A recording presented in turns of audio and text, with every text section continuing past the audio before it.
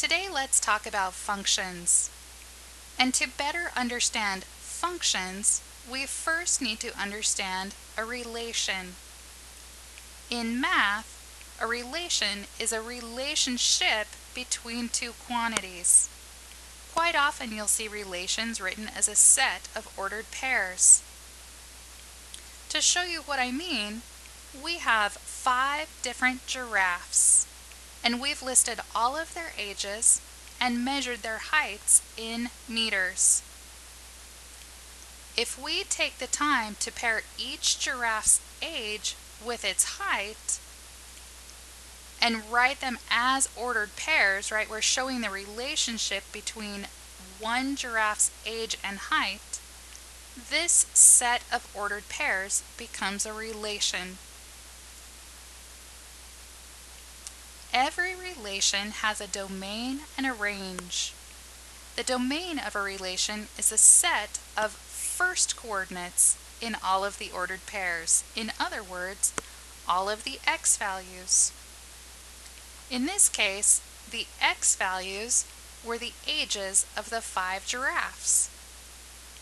In order to write the domain, because it's written as a set, we need to use squiggly brackets, otherwise known as braces, to indicate that we're writing a set of values. Then we write all of the ages in order from least to greatest, no repeating. That means that even though we have 2 18-year-old giraffes, I only need to write 18 once in my set. The range of a relation is the set of all second coordinates in an ordered pair. In other words, the y values. So I take all of the heights of the giraffes written as the y values in our points, again using braces to indicate it's a set, and I list all the heights in order from least to greatest, no repeating. So here we have a different relation. We have a different set of ordered pairs. What's its domain? Since the domain comes from all of the x values, we have to include 2, -4, 5, and -6. Again, surrounding them with braces and listing our x values in order least to greatest, no repeating. The range then comes from our 3, -2, 0, and 2, but writing them in order, surrounded with braces to indicate it's a set. A function is a special kind of relation. It's a relation that assigns exactly one value in the range to each value in the domain. In other words, we can say more simply, each x value can be assigned to one and only one y value. The giraffe data is not a function. Remember we had 2 18-year-old giraffes that had different heights? The ages were our x values and the heights were our y values. If I had the same x value that was being assigned to 2 different y values, that relation is not a function. Let's take a look at some more. Sometimes instead of just having a set of ordered pairs, you'll see relations written in tables. We still have a whole bunch of ordered pairs here. 5, 4 is still an ordered pair. 3, -8 is still considered an ordered pair. They're just written a little differently. We still can find domain and range from this table. Domain is still our set of first values, or in other words, the first column. Of course, we write them as a set using braces in order least to greatest, no repeating. And we do the same thing for all the y values to indicate the range. To determine whether this relation is a function, again, I need to see if all of my x values are assigned to one and only one y value. An easy way to determine that this is a function is to look for repeated x values. That's a really fast way to help you start to determine if you have a function or not. Since none of my x values are repeated, it's pretty safe to say that this is a function. And I can say that every x value is assigned to one and only one y value. Here's a different relation. Again, we can write the domain coming from all the values in the x column and the range stemming from all the values in the y column. To determine whether this is a function, I want you to take a look at the table first of all. Is every x value only assigned to one and only one y value? In this case, no. We have an x value of 3 that's being assigned to both a y value of 7 and a y value of 1. That indicates that this is not a function. Again, keep an eye out for repeated x values. It does not matter if your y values repeat. It only matters if your x values do. There are other ways to show relations. I can have a graph, or I can have what we call a pairing or a mapping. Let's look at the graph first.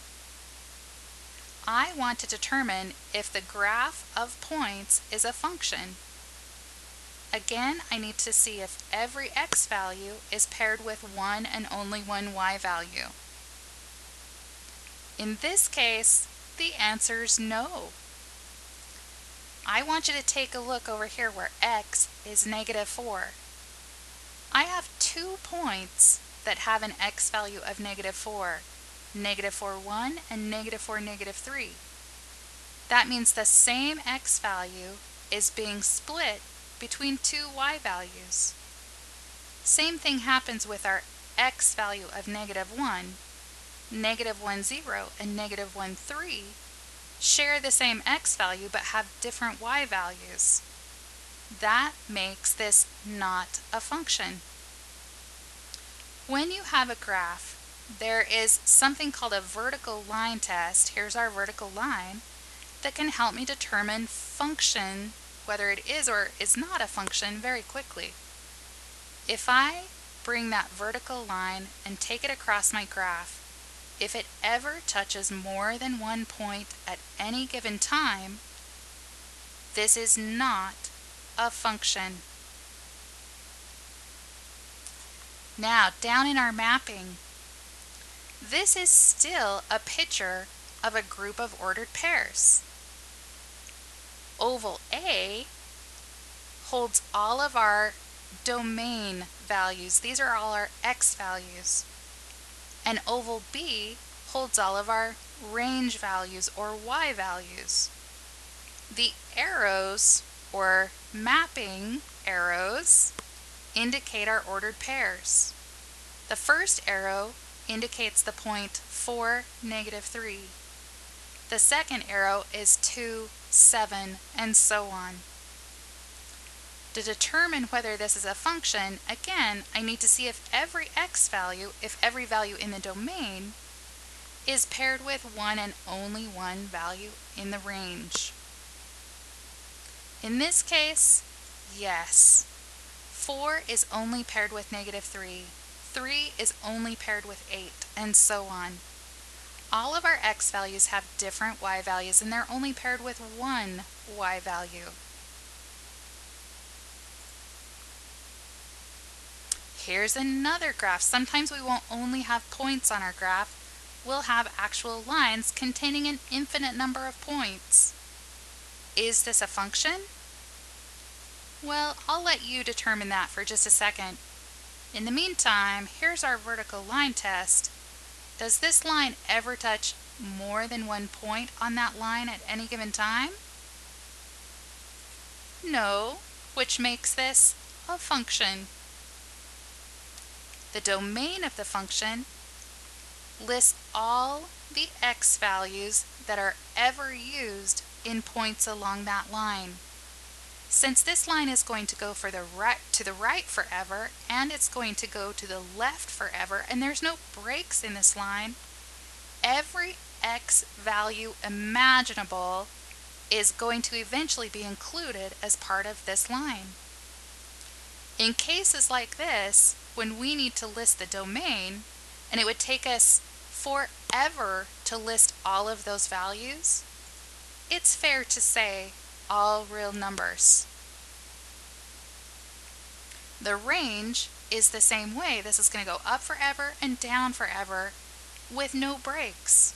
So our range is also all real numbers. How many ordered pairs are part of the set? Again, since this line goes on forever in both directions and never breaks, there's an infinite number of ordered pairs. Let's take a look at one more graph. Is this graph a function? Does it ever touch more than one point on the graph at any given time? It's a little bit hard to tell just because this is an imperfect graph, but these lines will never go straight up. They will always go, the right arrow is going to go up and right, the left arrow is going to go up and left forever. So yes, this is still a function. Our domain, since this is going to go right forever and left forever with no breaks, is still all real numbers. The range, though, are y values that are included. Only values from 0 and up are part of this graph. Nothing less than 0 would be included. There's a whole bunch of different ways to write that. I can write it in words from 0 to infinity. I could say where y is greater than or equal to 0 and write it as an inequality, or I could write it as an interval 0, infinity with a square bracket on 0 and a round bracket on infinity. All fair ways to write the range of this function.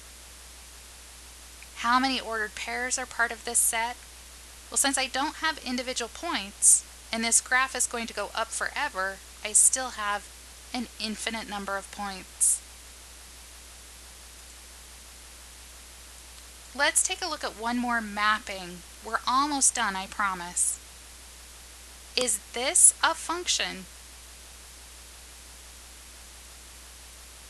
Be careful. Does it matter if I have 2 arrows pointing to the 5? Absolutely not, because there were no restrictions on our range in a function. But there are restrictions on domain. I have an x value, a value in my domain that's being paired with a 4 and a 5 in the range. That makes this not a function. I have one x value that's being paired with more than one y value. What's our domain?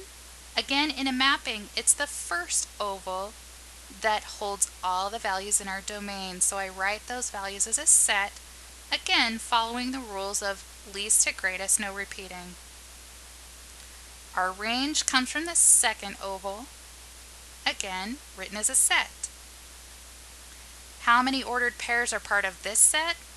Well, since we actually have our ordered pairs listed, I can simply count the arrows. I have 1, 2, 3, 4, 5, 6 arrows indicating that I have 6 ordered pairs. Last but not least, let's remind you about writing an equation in function form. An equation is not in function form until we first isolate y, in other words, changing our equation to look like slope-intercept form. But then there's one more step we need to take. First, let's change this equation so that we have y isolated. There's many different ways to isolate y in this case, or in this equation to isolate y. There's tons of different ways to do it, sorry. But for today, I'm going to choose to first subtract 8x from both sides because I'm trying to get y by itself. That's going to leave me with 2y equals negative 8x plus 32, choosing to put the right-hand side in slope-intercept form, where the x comes first and the constant comes second. Then, of course, I have to divide everything by 2, and I mean everything, and I end up with y equals negative 4x plus 16. Now we have y isolated, but we're not quite in function form yet. The last thing we need to do to get to function form is to replace y with f of x. And of course, this doesn't only have to be f of x. I could use g of x, I could use h of x, I could use k of x, as long as I remember to write it in function form and not leave it as just y.